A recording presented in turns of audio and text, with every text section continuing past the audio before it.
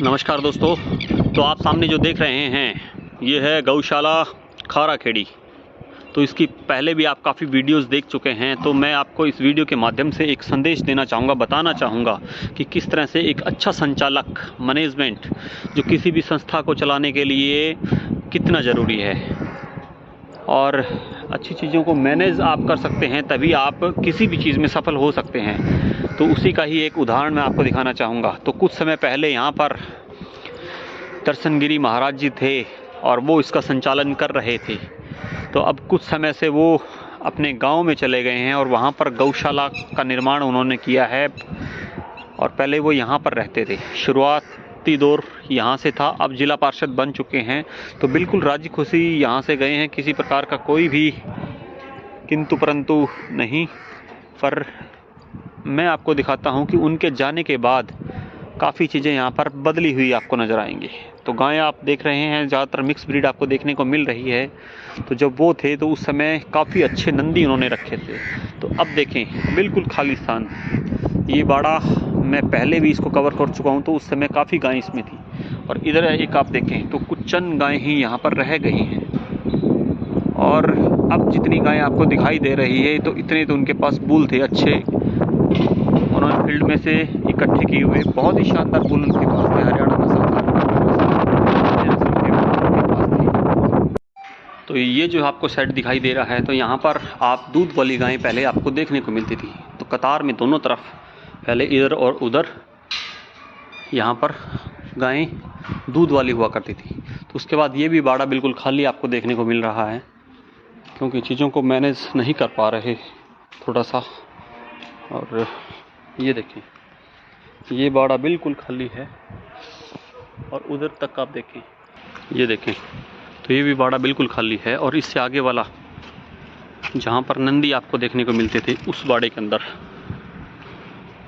और इधर आप देखें, हो सकता है गौशाला पहले से भी ज़्यादा अच्छा मैनेज आने वाले टाइम में इसे कर पाए, पर हाल फिलहाल थोड़ा सा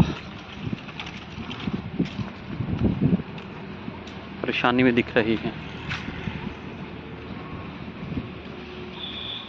तो ये आप देखें इस हर्ड के अंदर भी काफ़ी अच्छी नन्ही नन्ही बच्चियाँ आपको खेलती हुई मिलती थी। और अब चंद गायें रह चुकी हैं। और वो जो दीवार आपको सामने दिखाई दे रही है, तो लंबी कतार में यहाँ पर नंदी की एक लाइन, नंदीशाला से कह सकते हैं, भव्य नंदी शानदार थे सबके सब एक से एक। तो वो देखने को आपको मिल रहे थे। तो उनकी भी आप साइड में स्क्रीन पर मैं आपको फ़ोटो ज़रूर दिखाना चाहूँगा, जो पहले और अब में क्या फ़र्क यहाँ देखने को मिला। तो एक अच्छा मैनेजमेंट कितना ज़रूरी है गौशाला को चलाने के लिए, सब कुछ बैलेंस रखना पड़ता है इस तरह से।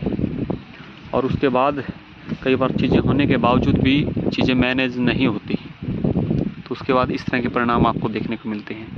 तो ज़्यादातर मैं गौशाला में जाता हूँ तो नंदी बहुत कम, चुनिंदा जो अच्छे नंदी है, चयनित नंदी है, वो बहुत कम देखने को मिलते हैं। और यहाँ पर भी मुझे कोई भी एक अच्छा नंदी जो इनके अंदर दिखाई नहीं दिया।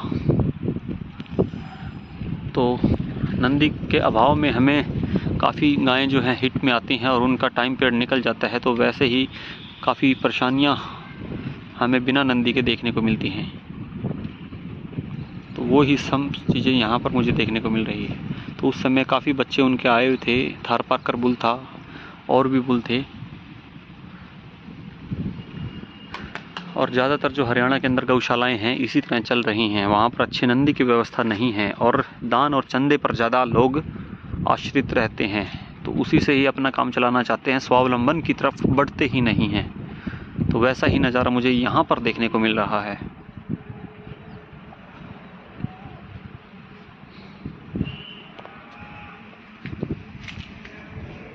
ये शेड है, इसमें दुधारू गायें रहती थी।